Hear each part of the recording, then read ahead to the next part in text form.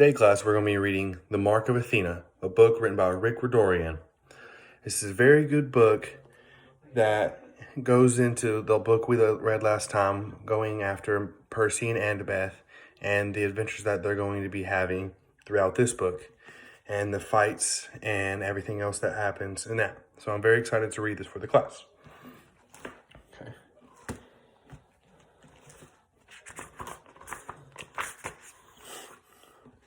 Part 1 is Annabeth talking. Until she met the exploding statue, Annabeth thought she was prepared for anything. She paced the deck of the flying warship, the Argo II, checking and doubling the Bastalia to make sure they were locked down. She confirmed that the white "We Come in Peace" flag was flying. She reviewed the plan with the rest of the crew, and the backup plan for the backup plan. Seems like Annabeth is really worried about what's going on.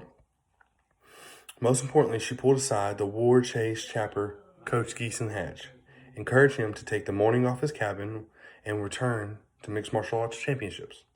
The last thing they needed as they flew was a magical Greek warship flying hostile towards their friends their enemies who they're trying to make their friends. Everything seemed in order, even that mysterious chill she'd had since the ship launched. Warship descended through the clouds, but Annabeth couldn't stop second-guessing herself. What if this is bad? What if the Romans panic and attack them on sight? We know who she's going after. The Argo definitely did not look friendly.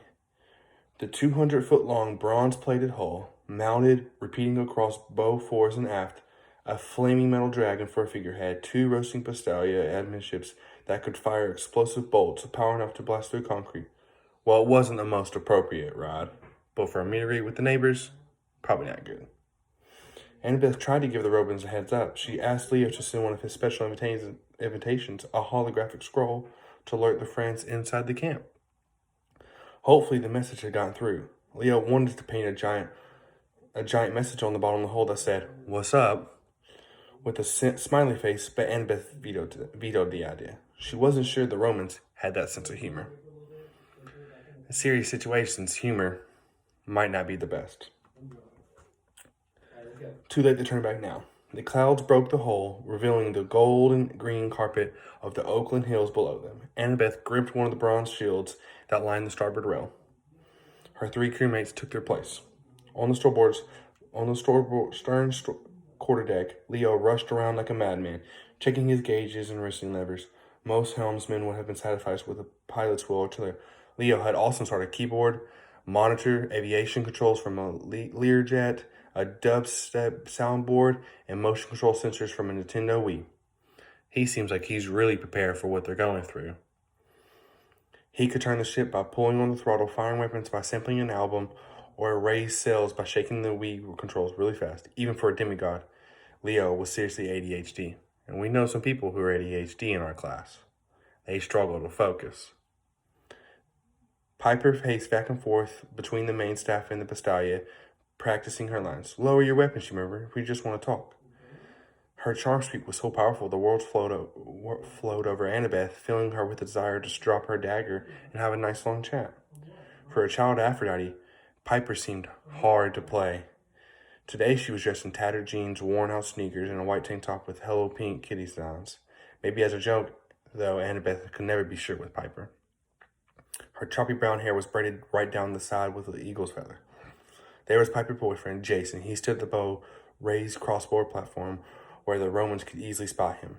His knuckles were white on the hilt of his golden sword. Otherwise, he looked calm for a guy who was making himself a target. Over his jeans and orange Camp Half-Blood tee, he donned a toga, purple cloak, samples of his blood-brancus praetor. With his wind-ruffled blonde hair and icy blue eyes, he looked ruggedly handsome and in control, just like a son of Jupiter should. She's checking him out, but she needs to be focused on someone else. He'd grown up a camp trooper, so familiar with his face would make the Romans hesitant to blow the ship out of the sky. Annabeth tried to hide it, but she still didn't completely trust the guy. He acted too perfect, always following the rules, always doing the honorable thing. He even looked too perfect. Can someone look too perfect? In the back of her mind, she had a nagging thought. What if this is a trick and he betrays us? And if we sail into Camp Trooper and he says, "Hey, Romans, Check out these prisoners in this cool ship I brought you. Annabeth still would have had that doubt. She couldn't look at him without getting a bitter taste in her mouth. It's good to trust people that that we're friends with, but also know that you need to be on your watch. Her most annoying majesty, Queen of Olympus, had convinced the other gods that the two sets of children, Roman and Greek, had to combine forces to save the world against the evil goddess Gaia, who was awakening from the earth, and her horrible children, the giants, were going to destroy everything. Without warning, Hera had plucked up Percy Jackson's Annabeth's boyfriend, wiped his memory, and sent him to the Roman camp. In exchange, the Greeks had gotten Jason. Nothing of that was Jason's fault, but every time Annabeth saw him, she remembered how much she missed Percy. Percy, who was somewhere below them right now. Oh, gods. Panicked and whelped up inside, she forced it down. She couldn't afford to get overwhelmed. I'm a child of Athena, she told herself. I have to stick my plan and not get distracted. She felt it again, that familiar shiver, as if a psychotic snowman had crept up behind her and was breathing down her nice neck. She turned, but no one was there. Annabeth wished she could pray for her mother to guide her in this, but that was not possible. Nor after her last months, when she had the horrible encounter with her mom and gotten the worst present of her life. All right, we're going to stop there, and then we're going to go ahead and discuss what we read and what we think is going to happen further on in the next couple of chapters.